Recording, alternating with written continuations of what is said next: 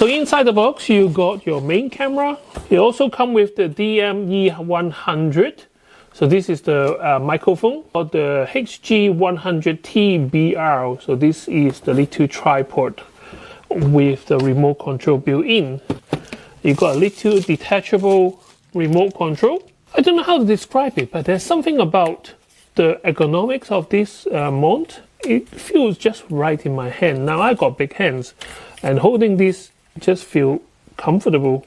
So that's the remote control. It's already flashing, so I know that there is power. So to release the legs open, and then that become a little tripod stand.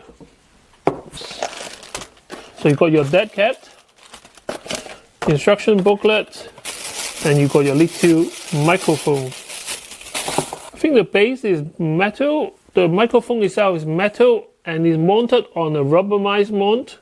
It does muffle, it does reduce the volume a bit, but I don't want to keep looking for it when I have to go outside. In the studio, it's not so important, but when you go out in the wind, it's very important to have one of these. And it has the RFS lens 18-45mm. So this is a U3 speed 32GB SD card. It's very nice that they come with this. Ideally, everything I need to start recording is already in the box. That's the idea of the content creator kit. You got your thick instruction booklet. And then here is your Canon charger. This one plug into your wall sockets with the lead strap. So you got your strap for your camera. And this is the power cable to the charger.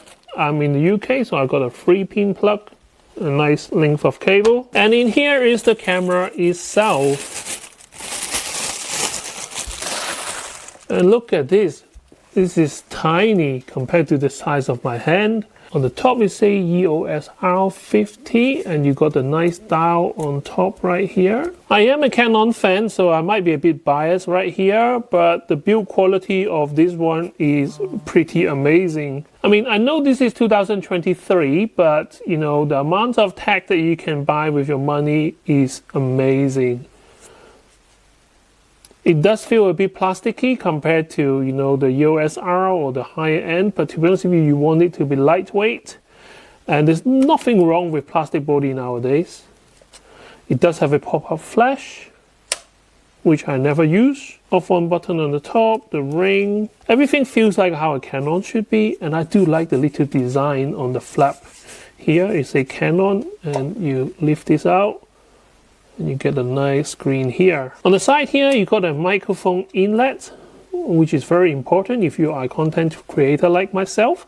That's why it comes with the mic that you can plug into on this side. And on the other side, under the plastic gasket, you have a HDMI out and also your USB-C connector. Okay, a 1/4-inch tripod mount underneath here. Everything how a camera supposed to be. At the moment there's no lens, so let you see the APS-C size sensor right there. I'm going to close it because I don't like dust getting into it. Let's see how heavy this is. 348 grams, and this is without anything on the camera right now. It comes with one Canon battery. This is the LPE17 battery. Smaller than the DSLR type of battery. So that goes in here.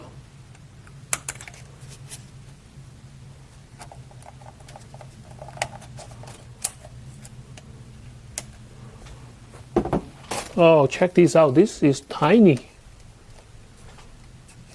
18-45. And this is the lens which comes with the kit. Okay, let's mount it and let's play around with it a bit.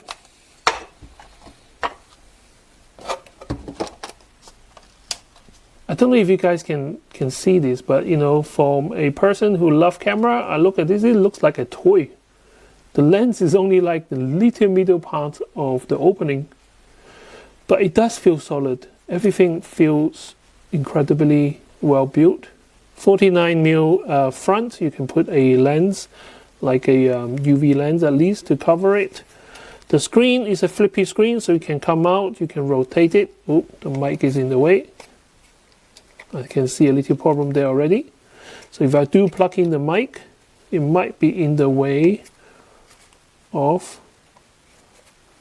the screen if you're facing front. Not that it matters. Let's switch it on and see. Okay, the display is nice and clean. I do like it. It's a touch screen. You just need to set it up to set the lens to the shooting position, because at the moment the lens is retracted.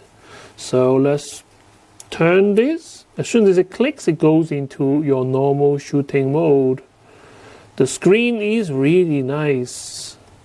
Even better than my EOS R. I know my EOS R is quite old already. That goes into a power saving mode.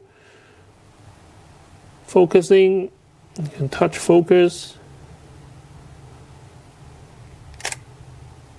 No card in camera, of course. And there is no battery as well, so let's not mess around with that right now. Right, so we have the EOS R on one side, and then we have the EOS R50 on the other. Exactly the same distance, kind of the same angle. They are kind of slightly off-sided. But yeah, this is the image quality of both camera on auto. So I am not going to change any setting for now. For the first few weeks when I run through my camera operations, I'm just going to stick to auto.